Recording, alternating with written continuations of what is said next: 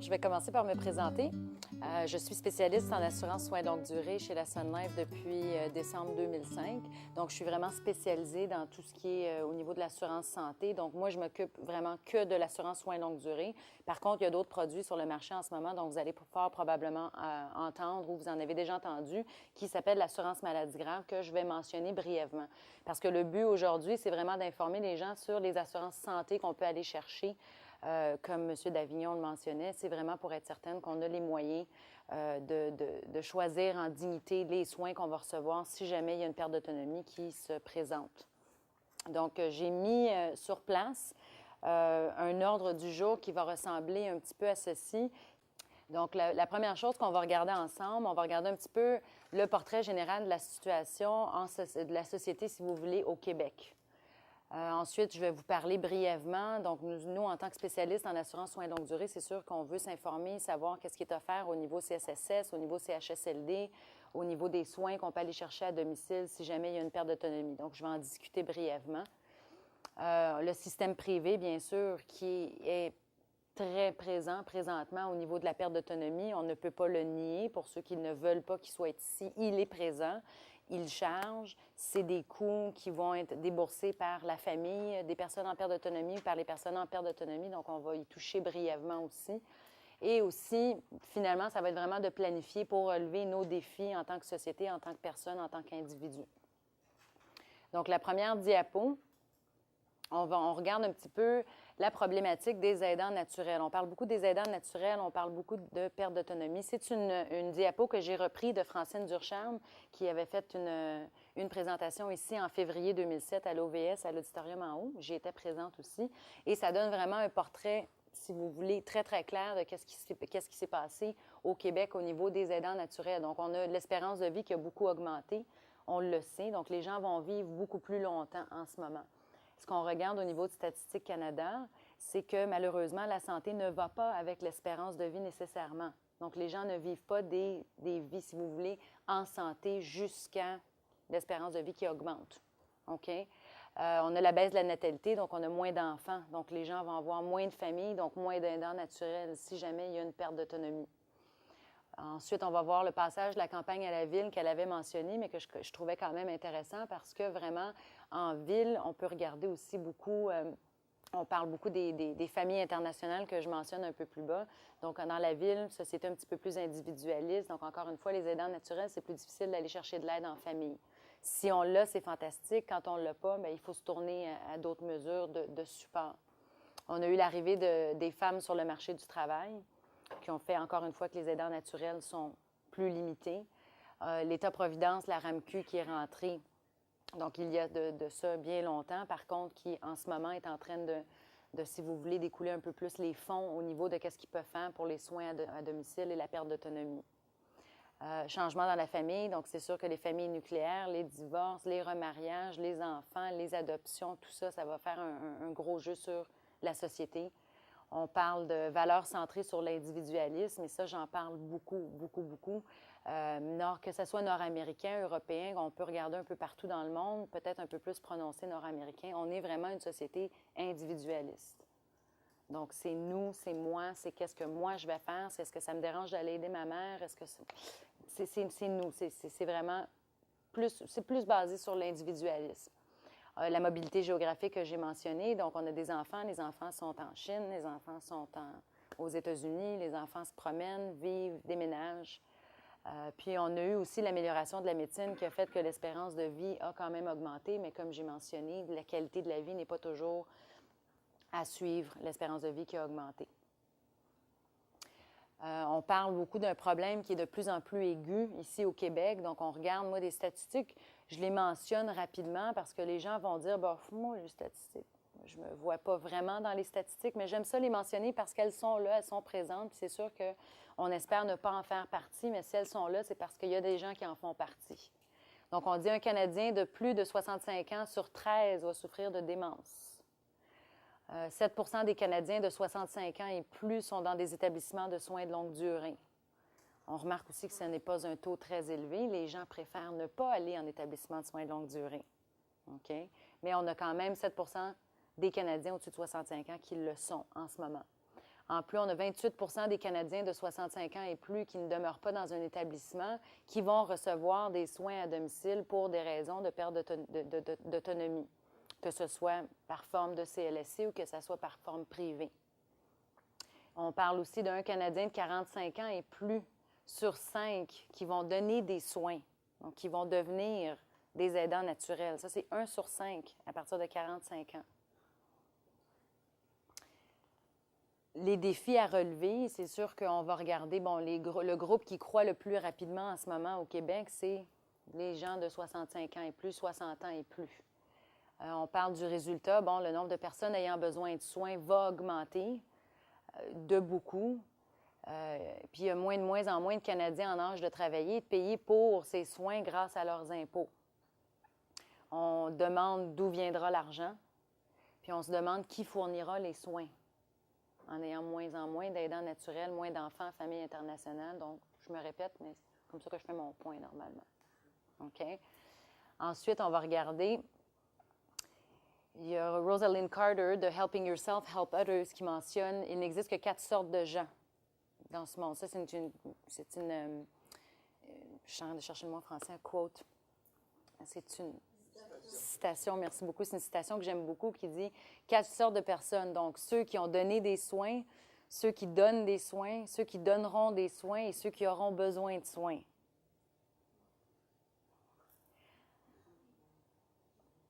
Pour parler des CSSS, on appelle ça maintenant les CSSS, qui englobent les CLSC et CHSLD. Donc, on a beaucoup de restructuration à ce niveau-là. Donc, maintenant, c'est les CSSS. On parle des familles qui vont assurer 90 du soutien et des soins à domicile de leurs membres âgés.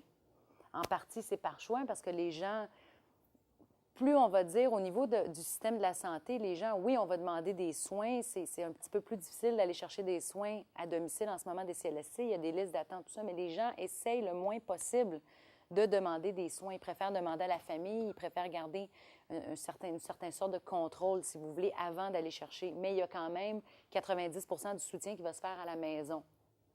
Donc, avec le virage ambulatoire en 1995, c'est sûr qu'on essayait de restreindre les durées en hôpital. Je suis sûre que vous en avez tous entendu parler. Moi, j'ai vu des patientes, des amis à moi avec du cancer, une opération, à midi, c'est renvoyé à la maison. Ça ne reste même pas la nuit à l'hôpital. Ça, c'est de plus en plus, et c'est vraiment depuis 1995 qu'on voit la grosse différence. Donc, c'est vraiment une politique de soutien à domicile que le gouvernement a implantée en 1995 et va continuer. La politique est juste sur papier, toi. Oui, mais elle est exploitée au niveau des hôpitaux. On ne reste plus en hôpital. C'est-à-dire que l'hôpital sort, mais il n'y a pas de soins à domicile. Exactement. Exactement, ça ne suit pas. Non, c'est la politique de soutien à domicile, comme vous dites, sur papier, très bien dit, mais malheureusement, le suivi, je pense que l'implantation vraiment du programme total que le gouvernement voulait faire, de rendre les gens à la maison le plus vite possible et de leur donner un soutien par la suite. Donc, je pense que c'est à la deuxième partie et de donner des soins à domicile par la suite qui a probablement... exactement. Donc, on parle des services prévus. Donc, c'est comme Madame a mentionné. Donc, on est en mode évaluation. Donc, on est en train d'évaluer qu'est-ce que les gens pourraient avoir besoin à la maison. On veut évaluer quel genre de soutien à domicile on peut leur offrir, mais ça fait 10 ans qu'on est en mode évaluation et plus. Donc, à un moment donné, il faut passer à l'action. Les coûts pour les établissements en CHSLD, il y a beaucoup de gens qui sont surpris. Moi, je travaille dans le domaine, donc c'est sûr que je parle beaucoup de perte d'autonomie, de parents, d'amis, de gens, de mes clients. Les gens sont très surpris de savoir qu'en CHSLD, une chambre privée, c'est 1 500 et plus par mois en ce moment, en 2008. Donc, ce n'est pas donné. Ce n'est pas le gouvernement qui fait ça. Ça va être déduit de pension, etc. Ensuite... Par contre, madame, les soins, tout est gratuit. Pardon? Tous les soins sont gratuits. Dans CHSLD. C'est subventionné. Là. Tout à fait, oui. 4 000 $ par mois dans une place de CHSLD. Les gens paient un maximum de 1 500 ou moins. Si en plus, ils ont moins de revenus. Non, mais c'est juste pour mentionner que quand même, les gens ne sont pas au courant qu'il y a un coût à prime abord en rentrant en CHSLD. Les gens pensent que c'est vraiment le gouvernement qui va s'occuper d'eux et que ça ne coûtera absolument rien. Donc, à prime abord, on parle de 1 500 $. Soins inclus, oui. Si vous voulez... C'est par la personne qui va rentrer en CHSLD. Donc, par moyen de pension, etc., ou d'argent, il va falloir que l'argent... C'est sûr que si quelqu'un n'a pas d'argent, il va quand même être placé en CHSLD, mais on y va par priorité. Il va être soigné, sauf que... Toujours. Il faut qu'il assume. Une partie des coûts, si possible. Exactement. Exactement. Puis c'est sûr que les services... Exactement. C'est le coût du logement et de la nourriture. S'il n'est pas en CHSLD, il va dépenser autant. Plus. Plus au privé. Plus au privé. Par contre, le point... Si la personne avant ça était chez elle, oui. va manger. Exactement, exactement. Bien, dépendant, c'est sûr que... Dépendant. Tout à fait. Oui, ça coûte un bon montant pour rester à la maison. Donc, des coûts fixes, de se nourrir, etc. Par contre, encore une fois, point général, juste de mentionner que c'est un coût qui est là. On parle aussi des listes d'attente. Donc, c'est sûr que quand on parle de soins à domicile ou quand on parle de rentrer en CHSLD, bien là, c'est des listes d'attente. C'est de voir où est-ce qu'il y a de la place, est-ce que ça va être dans votre quartier, est-ce que ça va être dans votre ville. Donc, quand on a besoin de déplacer quelqu'un, moi, j'avais un client à Marieville, son père était allé à Iberville. Donc, ça, c'est pour les aidants naturels, pour les gens qui vont aller se promener pour voir les parents, bien, à ce moment-là, il y a des déplacements aussi qui vont être nécessaires. Donc, ce sont les listes d'attente. Les coûts de soins de longue durée. On parle des particuliers qui doivent assumer une bonne partie des frais. Les coûts vont varier énormément d'une ville à l'autre, d'une province à une autre ici.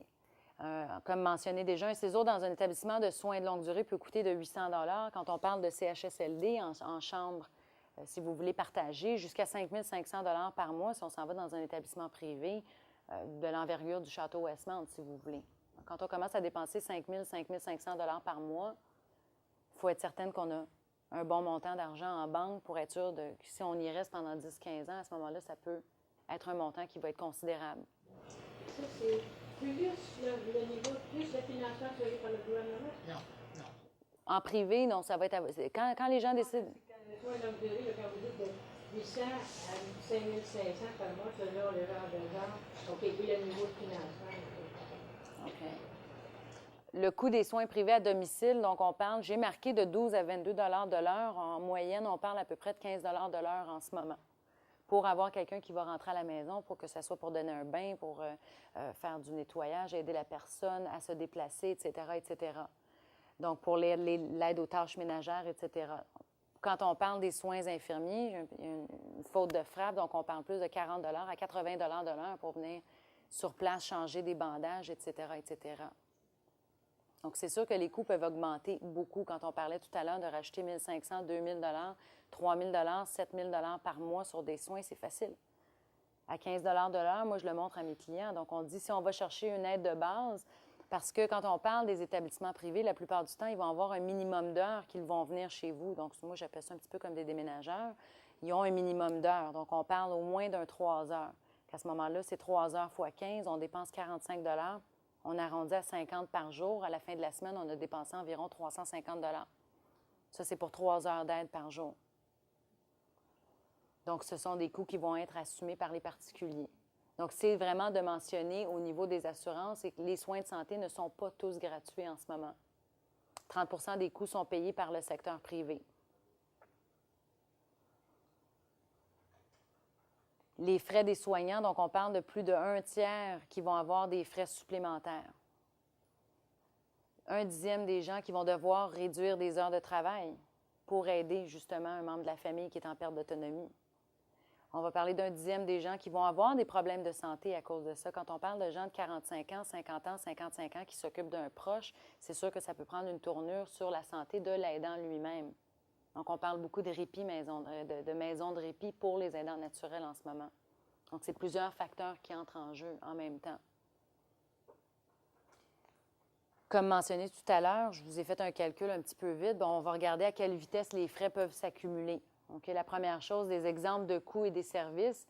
Si on regarde des soins infirmiers, si on engage quelqu'un pour venir 1 heure par jour à 40 $ de l'heure, qui est difficile à trouver en ce moment, mais j'ai utilisé 40 $ de l'heure pour commencer de base. Donc, on parle de presque 15 000 $ de frais par année.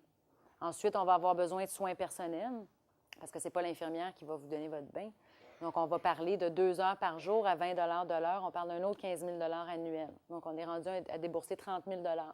Puis ensuite, il va y avoir de l'aide familiale qu'il ne faut pas négliger, si vous voulez. Donc, on regarde à 14 heures par semaine facilement. 18 $ de l'heure, c'est ce qu'on peut donner au niveau financier, au niveau monétaire, si vous voulez, sur de l'aide familiale. Ça, c'est un autre 13 000 $ par année. Donc, facilement, une dépense de 43 000 $ par année.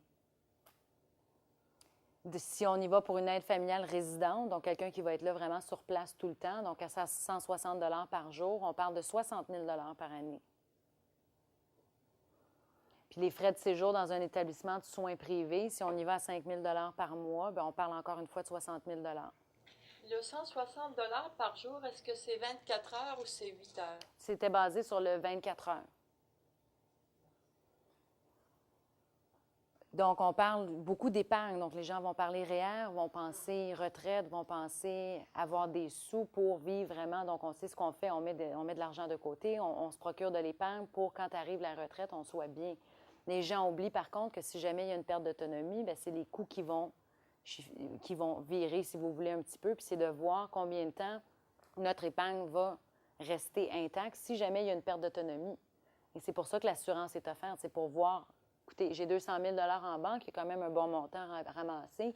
Pour quelqu'un qui commence, si on regarde un rendement de 6 donc ce sont des chiffres donnés, un rendement de 6 des frais initiaux de 2 000 par mois. Donc, il faut tout de suite penser que ça va être taxable au niveau des impôts. Donc, un 2 000 net, aller chercher ça par mois. 2 000 c'est quand même des frais de base pour des soins à domicile. Disons qu'on commence avec un 2 000 net par mois. À 200 000 ça va vous durer à peu près 9 ans. S'il y a une perte d'autonomie qui dure au-dessus de ça, qu'est-ce qu'on fait? À ce moment-là, il va falloir se tourner au gouvernement, voir qu'est-ce qu'on peut aller chercher. Est-ce qu'on rentre en CHSLD? Est-ce qu'il y a des listes d'attente, etc.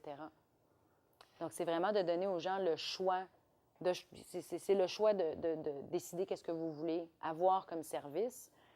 Si vous pouvez vous les payer, vous les payez. Est-ce qu'il y a une partie qui est déductible d'impôt de ceux qui sont payés PGN? Au niveau des soins à domicile, si jamais vous engagez...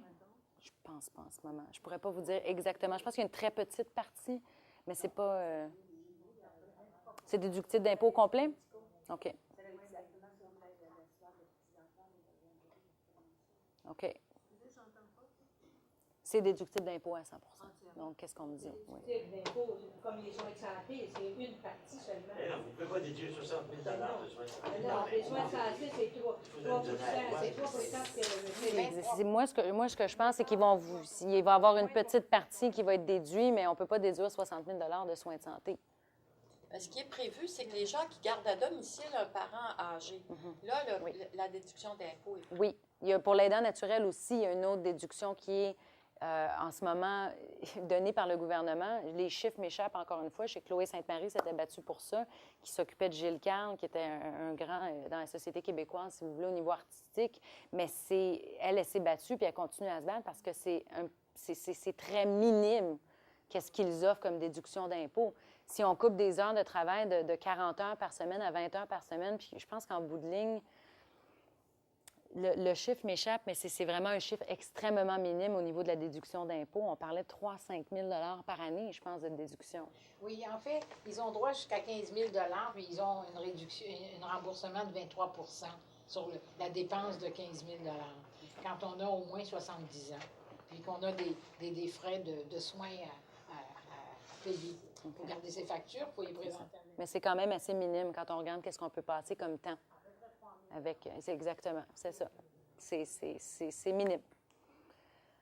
Si on a besoin d'aide, de là où est-ce qu'on va avoir les compagnies d'assurance qui sont rentrées comme joueurs, si vous voulez, sur le marché pour dire, écoutez, quelle qualité de soins allez-vous vouloir recevoir si jamais il y a une perte d'autonomie? Où est-ce qu'on va vouloir recevoir les soins? La plupart des gens, la plupart de mes clients vont me dire, moi, je veux rester à la maison le plus longtemps possible. Le plus longtemps possible, encore une fois mentionné. Votre famille pourra-t-elle vous donner ces soins-là? Moi, j'ai une sœur, elle est fantastique, mais il faut qu'elle travaille. C'est sûr que j'aimerais ça. Elle voudrait venir m'aider, mais il faut quand même sa famille, ses enfants, tout ça. Donc, c'est qui va pouvoir venir vous les donner avec des déductions d'impôt de 3 000 par année? Comment allez-vous payer pour les soins que vous désirez? Est-ce qu'on a mis assez d'argent de côté? Est-ce qu'on l'a? Donc, la question qui se pose, c'est vraiment s'il arrivait un accident ou une maladie qui changerait votre vie, si vous ou une personne qui vous êtes chère aviez besoin d'aide pour vos activités de tous les jours, est-ce qu'on a un plan? On a un plan de retraite, on a un plan de vie, on a un plan de maison, on a une hypothèque. Est-ce qu'on a un plan si jamais il y a une maladie? Puis quand on parle d'assurance soins longue durée, perte d'autonomie, les gens vont penser automatiquement à des gens de 65 ans et plus, mais moi, je vous parle de gens aussi jeunes que 30, 40, 50 ans.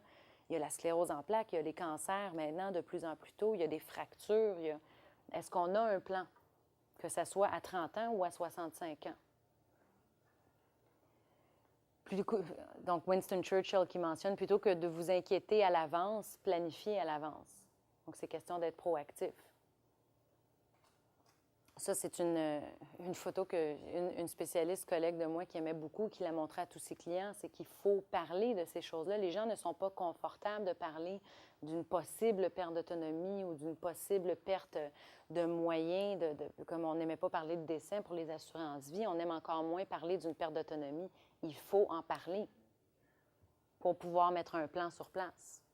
Donc, pourquoi en parler? Parce qu'on parle premièrement de mandat. Ça, je l'ai vu beaucoup. J'ai travaillé en compagnie d'assurance à l'interne, donc j'ai vu des filles, des fils qui appelaient pour leurs parents sans mandat.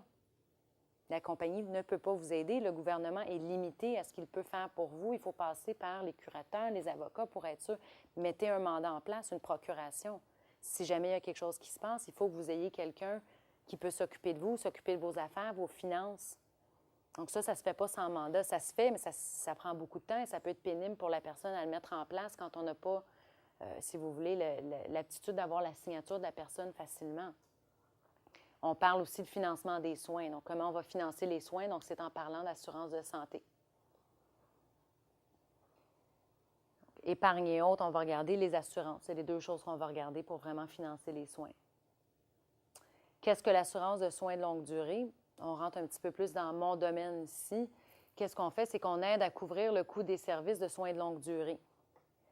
Ce sont des prestations qui vont être payables lorsque vous êtes physiquement à charge. Qu'est-ce qu'on veut dire par physiquement à charge? Donc, c'est la définition de perte d'autonomie que tous les docteurs nord-américains vont utiliser. C'est si on est incapable de faire 2 des 6 activités de la vie quotidienne. Les activités de la vie quotidienne, on les fait à tous les matins en se réveillant. La première chose qu'on fait, c'est qu'on se lève et qu'on va se promener dans la maison. Deuxième chose, on va prendre un bain.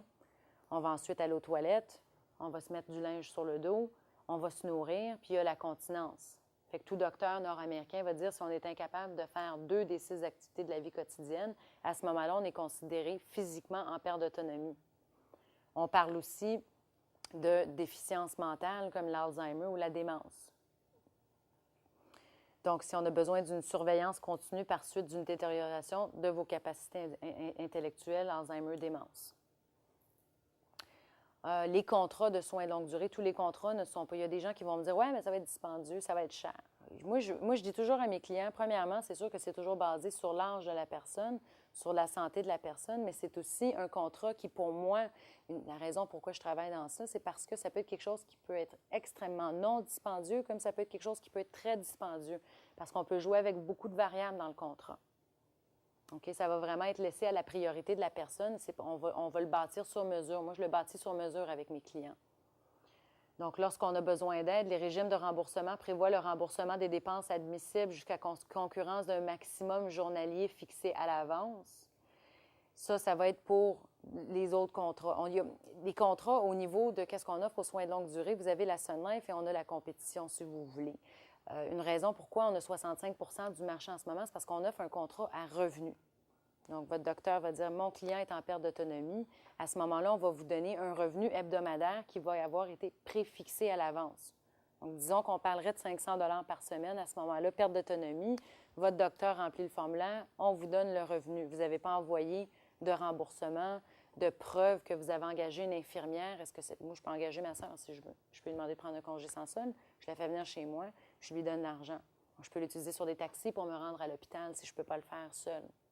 Il y a d'autres contrats qui vont nous donner un maximum journalier fixé à l'avance. Donc, si vous encourez des frais cette journée-là, on va vous donner 150 $ par jour, jusqu'à concurrence de 150 $ par jour. Si vous avez encouru des frais d'une infirmière seulement de 80 $ par jour, ils vont vous rendre 80 $ par jour.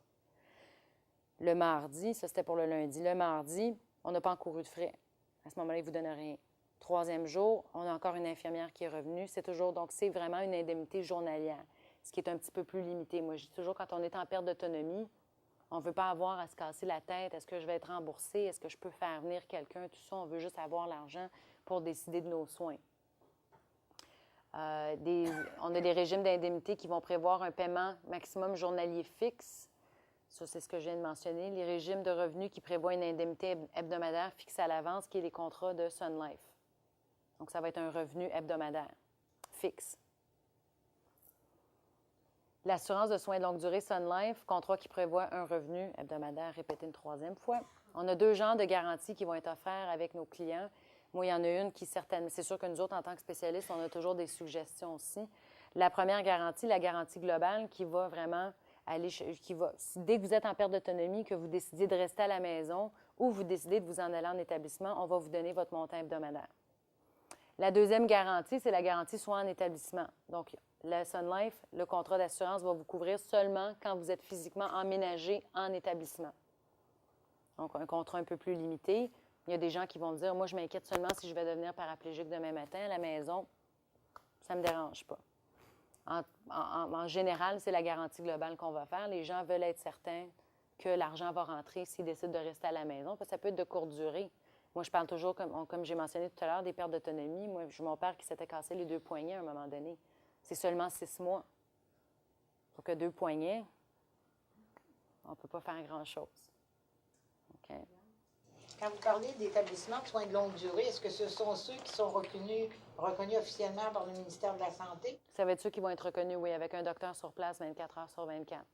Non seulement les CHSLD. Même sur place, mais il peut ne pas être reconnu officiellement par le ministère de la Santé. Il faut qu'il soit reconnu. Donc, ça veut dire qu'on ne peut pas faire ça dans des résidences privées qui ne sont pas reconnues par le ministère de la Santé. Ils ne sont pas reconnus. Oui, Ouais. exactement. Mais être reconnu, ça veut dire un permis officiel ou un contrat, une entente. Tout à fait. La plupart des résidences n'en ont pas. Oui, Parfait. exactement. C'est pour ça que la garantie soit en établissement, moi, je la fais un peu moins. Je la mets un peu plus de côté quand, au niveau du prix, je me dis, bon, bien, écoutez, si on peut aller chercher la garantie globale, je préfère avoir la garantie globale. Parce qu'à ce moment-là, que ça soit reconnu, que ça ne soit pas reconnu, l'argent rentre de toute façon. OK? On va choisir le genre de garantie ensemble. Donc, spécialiste et client, donc garantie globale ou garantie en établissement. On va choisir le montant qu'on veut recevoir par semaine. Ces montants vont varier de 150 à 2000 par semaine, net. Je dis toujours net, donc ça, c'est après taxe. Ce n'est pas taxable. Les primes ne sont pas déductibles, mais les montants qu'on va vous verser ne sont pas imposables non plus. Très important à mentionner, parce que si on dit, écoutez, je vais chercher 500 par semaine, ça me coûte 2000 par mois, je vais dans un REER ou dans un FER, moins les taxes, on est allé chercher 3300 environ. Ici, c'est un 2000 qu'on vous donne net, non imposable. La durée des garanties, ça va être à choisir aussi avec votre spécialiste. Donc ça, c'est une autre variable du contrat. Ça peut être un contrat qu'on va avoir à vie, ça peut être un contrat qui va être plus court, dépendant de ce qu'on veut faire au niveau d'une prime. Le délai d'attente dans les produits de santé au niveau des assurances, il va toujours avoir un délai d'attente, que ce soit un 30 jours ou un 90 jours avant le premier paiement. Période de paiement aussi, si on veut payer à vie ou si on veut payer seulement sur des contrats 20 ans. Donc ça, c'est toutes des variables avec lesquelles on va jouer pour aller chercher une prime qui va être confortable pour un client. C'est sûr que moi, je dis toujours à mes clients, j'aimerais ça donner 2000 par semaine à tous mes clients, un contrat infini avec des paiements 20 ans, mais il faut y aller aussi avec ce qu'on peut se payer au niveau de l'assurance. Donc, on va vraiment aller chercher une assurance qui va vous convenir. On peut rajouter aussi des protections contre l'inflation. Puis il y a aussi des remboursements de primes au décès pour des gens qui vont me dire, bon, bien, écoutez, moi, je veux être sûr que l'argent me revient si jamais je n'ai pas réclamé. Ça, c'est des options qu'on peut rajouter. En assurance, on peut toujours rajouter plus d'options. OK. Les autres caractéristiques, on exonère la prime si jamais vous êtes en perte d'autonomie, donc il n'y a plus de prime à payer. On a l'exonération de la prime du conjoint si conjointes sont dans le contrat 10 ans et plus. On va avoir des prolongations d'assurance qui sont dans les contrats, des programmes de soins qui sont compris dans la garantie globale. Par programme de soins, ça va être de l'aide. Donc, quelqu'un peut venir chez vous pour vous dire qu'est-ce qu'on aurait besoin de faire. Il y a quelqu'un qui peut vous aider ici. On a un centre privé ici. On a les CHSLD. Donc, ils peuvent vous aider à bâtir un plan si jamais il y a une perte d'autonomie. Ça, c'est offert dans le contrat. Donc, on est vraiment ici pour parler d'être prêt. Donc, quoi que vous réserve l'avenir, pensez au long terme. Et c'est tout.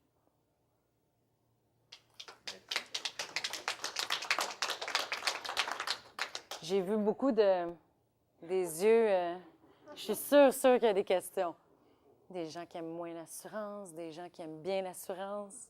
Oui. OK, quand j'ai su cette genre d'assurance-là, il n'y a pas besoin qui ont plusieurs compagnies qui offrent. Of course. Oui, oui, oui. Presque toutes maintenant. Le prix est très élevé. Dépendant. Oui. Dépendant du jeu. Alors, c'est là que j'étais un petit peu vexée à ça, OK. parce que c'est l'assurance des riches. Moi, personnellement, d'après ce que j'ai vu, c'est sûr que si je vends à quelqu'un de 30 ans, c'est un contrat qui va être non dispendieux. Puis des primes, moi, j'aime beaucoup les clients qui vont me dire, oui, mais c'est très cher. C'est relatif. Qu'est-ce qui est cher pour vous n'est peut-être pas cher pour quelqu'un d'autre. Puis c'est aussi au niveau des priorités. Il y a des gens qui ont très peu d'argent, mais qui vont préférer mettre 150 par mois pour avoir un 500 par semaine au cas d'une perte d'autonomie parce que c'est une priorité pour eux. Puis il y a des gens qui vont me dire 150 par mois, je vais l'investir. Fait que c'est très relatif de dire que c'est un produit cher. Oui, c'est rentable dans 450, mais à mon âge, à moyen, quand j'ai étudié, ce genre d'assurance-là, 3 000 par année. Mais vous aviez pris un gros contrat. Parce que moi, je connais, mais ça fait 2 ans que je fais ça, je peux vous dire, moi, je regarde les âges vite, c'est sûr que je ne peux pas vous dire vous avez quel âge, mais à 3 000 par année, là. Pardon? 60 ans? 3 000 par année, vous aviez un très bon contrat. Non, mais vous auriez à 3 000 par année, avec la Sun Life, on parle d'indexation, on parlerait d'un 500 par semaine, on parlerait d'un gros montant. C'est sûr que surtout pour les femmes, il faut dire une chose aussi, les femmes, on paye plus cher. Ah! Ben oui, parce qu'on vit plus longtemps en perte d'autonomie. C'est sûr que pour les femmes, puis surtout quand on tourne autour de 59, 60 ans, c'est sûr que ça commence à devenir plus dispendieux. Mais des contrats à 60 ans, 150 par mois, 100 par mois, des primes de 1 500 par année, j'en fais à tous les jours. Mais il faut que le client soit prêt à faire des concessions. Donc, vous avez le choix de l'assurance qu'on aura. Oui. Alors, donc, vous avez des primes aussi et ça va aller au choix. Oui, à 60 ans, je vous dirais que je peux aller aussi bas que... Pour une femme, je pourrais aller aussi bas probablement qu'un 90-100 par mois pour un plus petit contrat. Mais c'est de là voir si la clé... Est-ce que c'est pas mieux d'avoir un 800 par mois que rien du tout? Alors, donc, 60 par année, pour si ça coûte, il faut, pour couvrir tout ça, il faut payer quand même 2 000 en plus, à mon âge, probablement.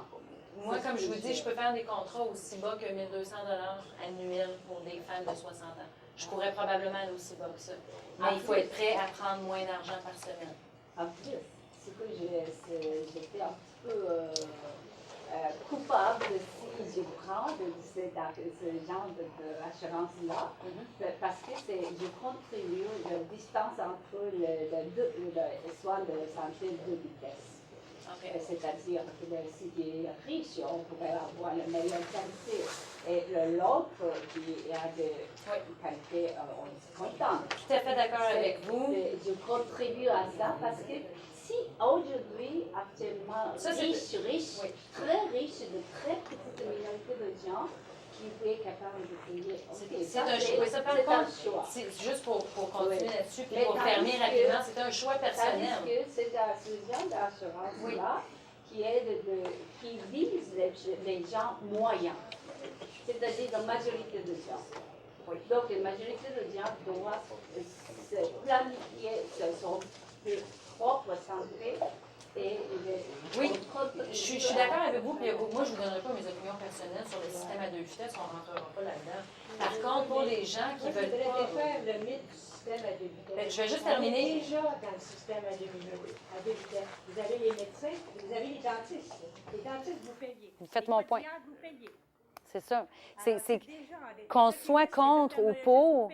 Qu'on soit contre ou pour le système à 2 vitesses, malheureusement, moi, je suis tout à fait en admiration des gens qui disent « Moi, je vais me battre contre. » Je me dis « Bien, c'est fantastique, mais on y est. » Fait que si vous voulez vous battre contre, au risque que vous soyez en perte d'autonomie, que vous ayez des services moindres, moi, je n'ai pas de problème avec ça. Je vous lève mon chapeau puis je me dis « C'est fantastique. » Moi, si vous voulez vous battre pour une cause, mais on est aux portes, on est là. Le système à 2 vitesses est ici. Puis si vous voulez avoir des services, si vous voulez en dignité, si vous ne voulez pas être un fardeau pour votre famille, si vous voulez être sûr, moi, je vous le dis, à l'âge que j'ai là, j'ai mon assurance maladie grave et mon assurance soins de longue durée. Parce que moi, quand je vais arriver aux portes de la RAMQ à 65 ans en perte d'autonomie, voir qu'est-ce qui va rester dans le système, je préfère m'assurer tout de suite. Moi, j'ai mon plan. Oui, madame. Il faut quand même mettre les choses en proportion. Il y a juste 4 des personnes âgées qui finissent leur jour en soins de longue durée. OK. 96 finissent leur jour chez eux. En Ça perte se peut d'autonomie qu'il y a- ou pas en perte d'autonomie chez eux? Ben là, ça, c'est une autre évaluation à faire, mais ceux qui sont chez eux, la plupart n'ont pas une grande perte d'autonomie, parce que ce sont très rares ceux qui sont capables de se payer des soins à domicile 24 heures. Mais il y a la J'en famille. connais très peu. Il y a la famille. Moi, écoutez, je deal avec des clients tous les jours. C'est des clients souvent. Mes premiers clients, ça va être des clients qui ont des parents en perte d'autonomie. Parce qu'ils sont. Les yeux sont ouverts sur ce qui peut se passer en perte d'autonomie, combien ça peut être difficile, etc. Donc, les pertes d'autonomie à la maison, c'est sûr que quand on a de l'Alzheimer, tout ça, mais moi, je rencontre des clients à tous les jours. Il y a des pertes d'autonomie à la maison. C'est 2 des 6 activités de la vie quotidienne. Que ça soit 2 ou 6 des 6 activités quotidiennes que vous ne pouvez pas faire, vous êtes en perte d'autonomie, donc vous avez besoin d'aide. Puis j'en ai vu des clients, c'est la famille qui s'occupait. C'est les 3 filles avec la mère qui s'occupaient des deux parents de la maison à côté, une Alzheimer, 6 des 6, puis l'autre 4 des 6. Fait que c'était les 3 filles, puis ça, c'est fantastique, parce que c'était des jeunes filles adolescentes qui s'occupaient de leurs grands-parents. J'ai dit, chapeau, c'est pas... On ne voit pas ça si souvent que ça. Moi, j'ai dit, c'est fantastique, mais c'est pas facile. Fait que puis aussi, au niveau des... Oui, je vais vous laisser... Je voudrais savoir, Clarica, donc la Sun Life, vous acceptez les souscriptions jusqu'à quel âge? 81 ans. 81 ans. Et la portion d'augmentation suivant les heures? Je n'ai pas vraiment la proportion. Je vais vous dire que... Encore une fois, c'est relatif. Moi, personnellement, quand je regarde au niveau de qu'est-ce qu'on va dépasser, pour une femme au-dessus de 65 ans, ça commence à devenir relativement un petit peu plus dispendieux. Oui. J'ai en main ici une étude qui a paru dans Le Bel Âge en septembre 2005. Vous devez la connaître? Oui. Bon, oui, on dit donc qu'il y a vous autres, Clarica, Desjardins, La Capitale, Manuvie et la RBC Assurance. Vous avez et alors, SSQ, on vous avez... analyse très bien le problème. Oui. C'est pas très long, mais c'est très clair. Oui. Sun Life, les seuls autres, parce que, encore une fois, c'était des types de contrats. Donc, quand on parle de Manuvie, ça va être des contrats qui sont différents. Moi, je parle toujours de contrats à revenus. Donc, un revenu hebdomadaire où est-ce qu'on n'a pas envoyé de facture, de reçu, de qui j'ai engagé, puis pourquoi je l'ai engagé, puis est-ce qu'on va me payer. Oui, OK? Clarica paye par semaine, Exactement. Desjardins par mois, Oui. La Capitale par mois et Manuvie par jour. Ce sont toutes des politiques différentes. Des indemnités, Et oui. RBC, Mais Manuvie c'est ont par changé. Manuvie ont changé leur Ils ont contrat en ce changé? moment. Par contre, ils sont basés sur le revenu maintenant. Donc, encore une fois, un contrat différent. Est-ce qu'il y a une autre compagnie qui s'est ajoutée à ça, à cette liste-là?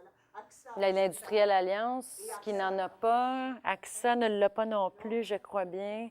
Non, c'est les gros joueurs, c'est ceux que vous avez. Oui, les plus gros joueurs. En tout cas, la courte étude est très bien. Oui, elle est très bien faite. Très bien. Reste à mentionner, puis c'est sûr que je travaille pour la Sun Life, je vais dire ça, on a vraiment le meilleur produit sur le marché. Raison. Puis moi, je le dis à mes clients, la seule autre compétition, si vous voulez, c'est Desjardins parce qu'ils ont pris notre produit puis ils l'ont répliqué. Par contre, au niveau des garanties de primes, on est encore les meilleurs sur le marché.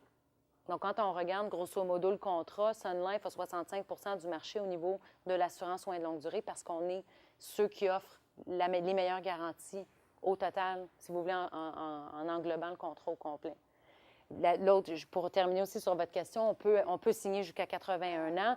Il faut mentionner aussi qu'on va regarder la santé, on parle d'assurance. Oui, on dit qu'à partir de 72 ans, un examen 30 ans. médical... 21. Oh oui, c'est ça. Bien, on va regarder tout le temps la santé. Donc, moi, quand je vais signer une application avec un client, on va vous poser des questions. Donc, c'est sûr qu'il y a certains cas qui vont faire que ce n'est pas assurable. Il y a certains, ils vont vérifier les dossiers médicaux. Donc, c'est de voir si on est assurable aussi. Comme si je regarde ma mère qui est diabétique, insulinodépendante, c'est trop tard. Fait que c'est pour ça que l'assurance, en général, on essaie de le prendre quand on est en santé et le plus jeune possible pour que ça soit le moins cher. Mais je rajoute, parce que je parle beaucoup, dernière chose, moi, mes 30 à 45 ans, dans ma génération, je les trouve moins assurables que mes gens de 65 ans en ce moment. Quelle maladie rejetez-vous d'office pour une... Sclérose en plaques. Le risque de tomber en perte d'autonomie est 200 %. On va rejeter... C'est des maladies beaucoup plus lourdes. Le cancer, on les considère après une stabilité de 1 an, 2 ans, 3 ans, dépendant du type de cancer. les crises cardiaques, l'angine, on va le considérer si on a une bonne stabilité d'un nombre X de mois. On refuse des asthmatiques fumeurs, comme ma gentille sœur de 36 ans. L'Alzheimer, non.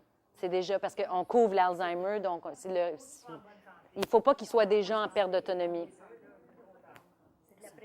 C'est de la prévention, c'est de faire un plan avant que ça soit déjà là.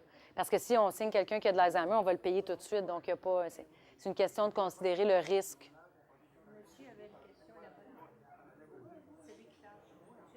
Monsieur?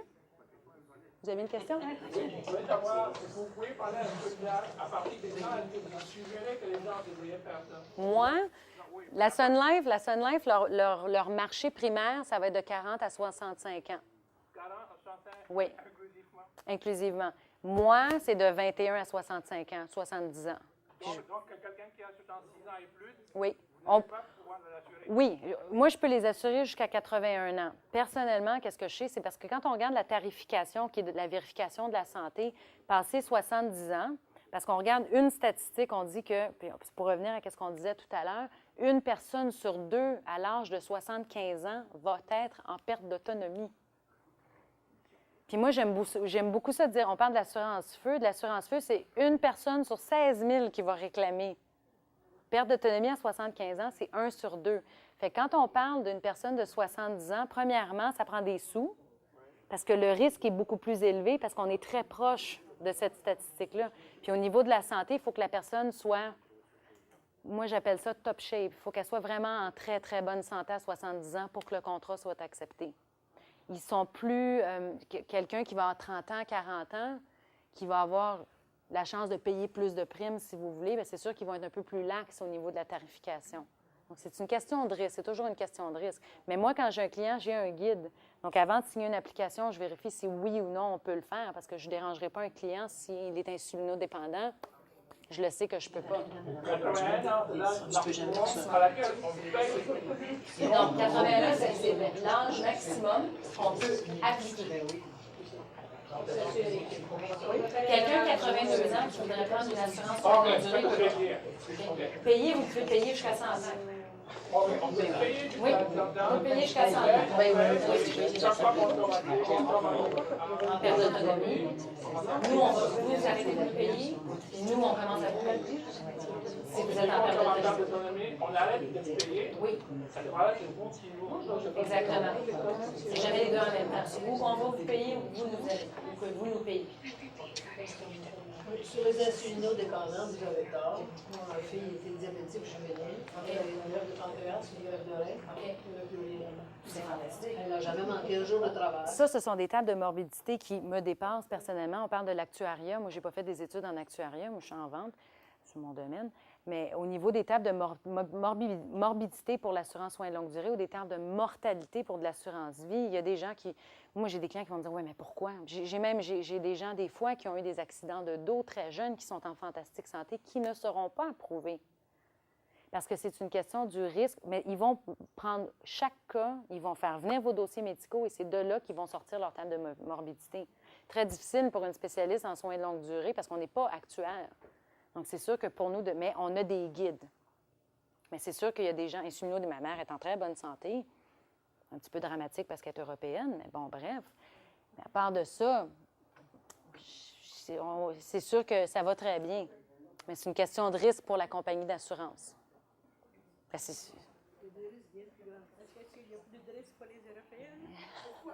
parce qu'on est plus dramatique. Parce qu'on est plus dramatique.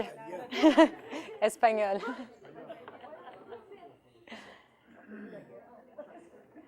Est-ce qu'il y a d'autres questions ou...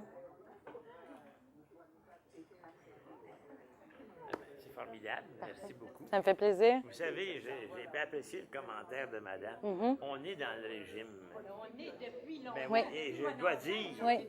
que plus vous vieillissez, Depuis le virage vous rentrez dans ambulatoire. le mauvais tiers, là. Parce que plus on est vieux, plus ça nous coûte cher. Oui. Et plus ça nous coûte cher, plus c'est urgent. Par exemple, une résonance magnétique, Oui. c'est pas possible de l'avoir à mon âge avec mon expertise de vie si je ne paye pas. Là. Alors donc, Oui, c'est puis à de pire en 800 pire. Et le système ne suit pas les personnes âgées. C'est justement ce que l'Observatoire veut faire, à digresser des pressions, faire comprendre qu'il va falloir que le système de santé de suivre le vieillissement. Oui. Je me permets de faire une anecdote. Là. J'ai une personne de ma famille. Un peu plus fort, Dr. J'ai une personne de ma famille. Messieurs. Je vais me permettre de faire une anecdote. C'est quoi? J'ai une personne de ma famille qui a 84 ans. Il est sur le bien-être. Il reçoit 997 pièces par mois. Il a une femme qui est en assez bonne santé, qui s'occupe de lui. Et il a des problèmes de hanche, donc il ne peut pas se déplacer beaucoup dans la maison. Il a des micanes, il a besoin d'une chaise roulante. Il aurait besoin d'une chaise roulante. Et il perd la mémoire. Quand il tombe à terre, il va capable de se relever. Il est tellement affolé qu'on lui a payé un cellulaire, mais il n'est pas capable d'appeler sa femme qui est obligée de faire des ménages pour vivre. Bon. Alors, j'ai essayé de m'occuper de son cas, parce que je suis médecin. Au CLSC de Valleyfield, pour ne pas le mentionner, c'était 6 mois d'attente pour une évaluation en ergothérapie. Oui. Et 3 mois d'attente parce qu'il commençait à faire des plaies. Il s'assoyait dans son fauteuil. 3 mois d'attente pour qu'il aille regarder ses plaies. Pour une évaluation. Ça, on ne parle pas de soins. Ça, c'est juste regarder. Et heureusement, j'ai quasiment appelé le ministre. Et puis, j'ai menacé l'infirmière. J'ai dit, voulez-vous avoir votre nom dans les journaux? Ils sont allés le lendemain. Mais ça, c'est le système alternatif. Mais ça, c'est parce que vous êtes connu aussi. Oui, oui. C'est le système alternatif que le gouvernement propose. Oui. Mais c'est pas tout. Ils ont dit, c'est très facile, il y a besoin d'un lifeline, parce que quand il tombe à terre, il va pouvoir appeler. Ah, pas de problème. Voulez-vous lui en fournir? Pas du tout, c'est pas couvert par le gouvernement, ça. Ça coûte 45 $ par mois. Alors, la famille va lui payer son lifeline. Mais il aimerait ça avoir une chaise roulante. Savez-vous ce que je me suis fait répondre? Aucun problème, la chaise roulante, le gouvernement vous donne un crédit d'impôt. Oui, il gagne 900 pièces par mois, il ne paye pas d'impôt, mais ce n'est pas notre problème, ça. Oui. Donc, il y a quelque chose qui ne suit pas quelque part. Oui. Et vous avez le Conseil des aînés, présidé par M. Georges Lalande, que je connais bien, où il y a des représentants de tous ces ministères. C'était le but du gouvernement qui établit le Conseil des aînés, pour qu'ils se parlent, mais les finances ne parlent pas au médical, le médical ne parle pas au social, etc. Et vous avez notre ministre, Mme Blais, ben, elle,